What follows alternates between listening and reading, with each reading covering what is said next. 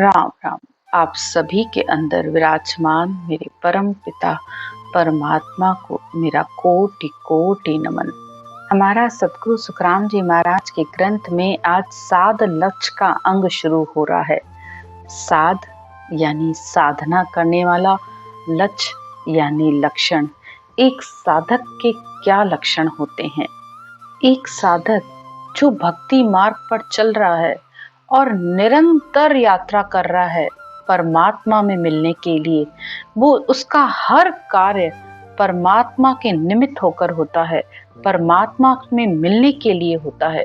उसके जितने भी लक्षण हैं, वो जो भी कार्य करेगा अंदर से बिल्कुल पवित्र, शांत, शील, साच, संतोष, दया, भाव, प्रेम, प्रीति, ये सारे लक्षण धीरे धीरे जैसे जैसे वो साधना करता जाएगा, जैसे जैसे परमात्मा के नाम में रमता जाता है, तो ये लक्षण उसके अंदर अपने आप सहज में आते जाते हैं।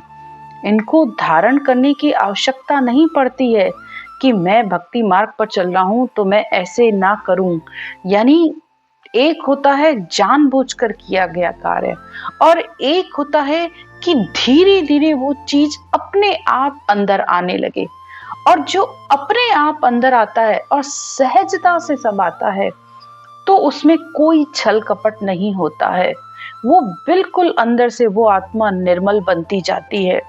फिर उसे किसी दूसरे के सामने अपने आप को प्रकट करने के लिए या अपनी कोई बात उसे छुपानी नहीं पड़ती है। उसके अंदर सहजता से ही वो सारे भाव होते हैं। जबकि संसार का प्रेम, संसार का स्वार्थ ऐसा है कि जब तक आपका किसी से काम होता है, आपका प्रेम होता है, लेकिन जैसे ही आपका स्वार्थ खत्म होता है, आपका प्रेम खत्म हो जाता है। लेकिन एक साधक, एक संत के अंदर ये लक्षण नहीं होते हैं।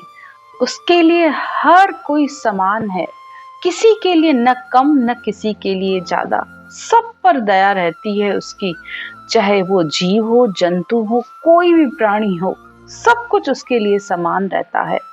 तो एक साध जब साधना करके भक्ति के उच्च शिखर पर पहुंचता है, तो उसके अंदर एक सहज भाव अपने आप ही आ जाता है, दया का, प्राणी मात्र पर दया का, कि मैं भक्ति करके जहां पहुंचा हूं तो संसार की अनंत आत्माएं दुखी हैं, वो भी इस पद को प्राप्त करें, वो भी परमात्मा की भक्ति करें और संसार के सुख दुख से रहित हों। लेकिन इसके साथ साथ उसके अंदर एक लक्षण जरूर होना चाहिए उस साधक के अंदर, कि उसके अंदर निरपक्ष ज्ञान का भाव होना चाहिए। जब अगर वो किसी को ज्ञान बता रहा है, तो वो ज्ञान निरपक्ष ज्ञान होना चाहिए। निरपक्ष का मतलब होता है कि अपना कोई पक्ष नहीं होना चाहिए।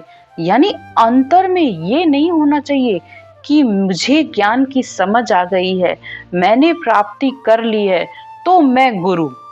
जहां ये गुरु का भाव आता है, बस वहीं सब कुछ गड़बड़ हो जाती है। और जहां गुरु का भाव आ गया, तो अहंकार सबसे पहले आके उसकी बुद्धि पर बैठता है, क्योंकि उसके अंदर ये है कि मैं बता रहा हूं, ज्ञान से ज्ञानी बड़ा, ये बात सबसे पहले उसके मन में आ जाती है। लेकिन आप इस बात का विचार कीजिए कि क्या हमारे जैसे, जिन्होंने जरा सा सिर्फ इस ज्ञान की समझ की है, क्या हमारे अंदर ये ताकत है कि हम ऐसे ग्रंथ को, ऐसे ज्ञान को लिख पाएं या समझ पाएं? बिल्कुल भी नहीं है। और हमारे जैसे को तो बिल्कुल भी नहीं है। हाँ, हम इन केवली भगवंतों के बताए हुए ज्ञान के अनुसार चल सकते हैं इस साधना के मार्ग पर और परमात्मा की प्राप्ति कर सकते हैं। लेकिन एक सतगुरु का औधा तो परमात्मा की तरफ से ही मिलता है, और सतगुरु के ज्ञान से ही आत्माएं सुलझती हैं, उनके भ्रम खत्म होते हैं। सब कुछ उनके ज्ञान से ही आत्मा परमात्मा की प्राप्ति कर पाती है। सतगुरु शरण मोख घर पावे, आवागमन रोग सब जावे। जब ऐसे औदाधारी संतों का, केवली भगवंतों के ज्ञान की आत्मा शरण लेती है, तब ही उसे परम मोक्ष की प्राप्ति का रास्ता समझ में आता है। उनके ज्ञान की शरण लेने पर ही इस आत्मा का जन्म मरण का रोग मिटता है। गुरु सतगुरु अंतर बहुवाई, जे समझा जा दिन कमाई। तो गुरु और सतगुरु में बहुत बड़ा अंतर है। गुरु, आप कोई भी ज्ञान आपने संसार का सीखा पढ़ा तो आप बन जाओगे, लेकिन सतगुरु नहीं। सतगुरु वो जो इस आत्मा को उस परम धाम की प्राप्ति करवा दे, जो आत्मा को परमात्मा में मिलने का भेद विधि ये ज्ञान दे। जिस पद पर वो पहुंचा है, आत्मा को उसी पद का रास्ता दिखाए, यानी इस सत स्वरूप परमात्मा का ज्ञान दे, जिसमें ये आत्मा परमात्मा में मिलकर एक संग हो सके। जिसको ये ज्ञान समझ में आता है कि संसार में गुरु अनेक हो सकते हैं, लेकिन सतगुरु एक होता है, मोक्ष प्राप्ति का रास्ता एक होता है और ज्ञान भी एक ही होता है। जिसको ये बात समझ में आती है, वही आत्मा धन्य है, वही परमात्मा में मिल सकती है। गुरु तो शकल जहान के होई, सतगुरु शरण दुर्लभ शिष्य जोई।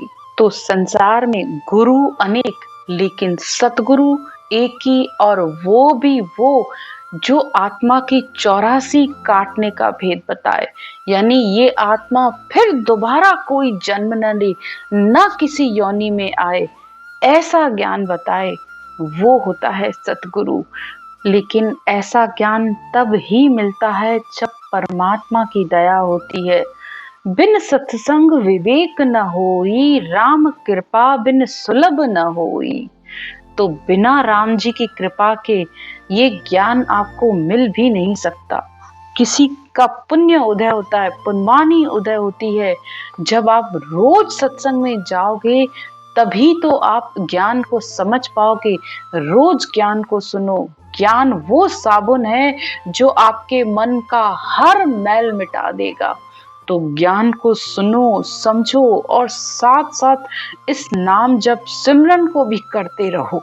तो आज की ज्ञान की चर्चा में सद्गुरुदेव ऐसे ही साध के लक्षण बता रहे हैं कि एक साधक के, एक संत के क्या लक्षण होते हैं। आ है रीत आद अनादि, स्वार्थ सबे पुकारे, जन सुखराम मिल्या सब बंदे, तजिया धेक विचारे। तो सद्गुरुदेव कहते हैं कि आदि अनादि से ये रीत है संसार की, सब स्वार्थ से प्रेम करते हैं। जब तक स्वार्थ होता है तब तक प्रेम होता है। जैसे ही स्वार्थ खत्म हुआ तो वो या तो उसकी निंदा करते हैं या उनके प्रति उनका राग और द्वेष चलता रहता है कि ये ऐसा, इसने मेरे साथ ऐसा किया, अब मैं भी इसके साथ ऐसे ही करूंगा।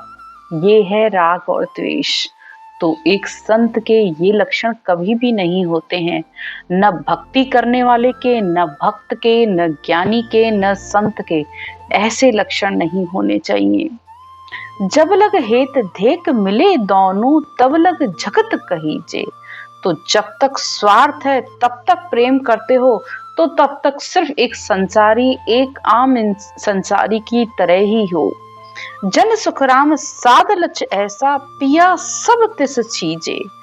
तो जो आत्मा भक्ति मार्ग पर चल रही है, साधना मार्ग पर चल रही है, जो संत आत्मा है, तो उसका यही लक्षण है कि ज्ञान धारण करने पर उसके अंदर की 30 यानी सारे विषय विकार, बुरे विचार, अशुभ लक्षण, अशुभ वृत्तियां उसकी खत्म हो जाती हैं।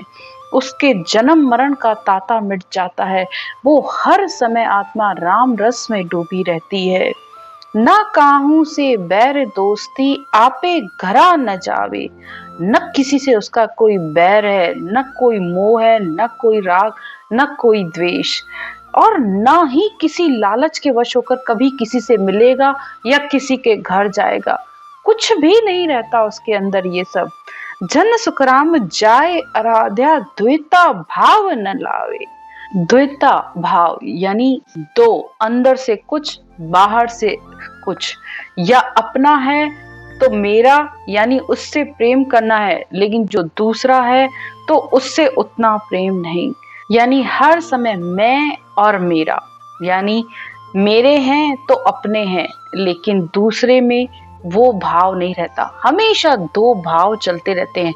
इसीलिए तो मन में हर समय संकल्प और विकल्प चलता रहता है, हर समय अपने ही विचारों में उलझा रहता है।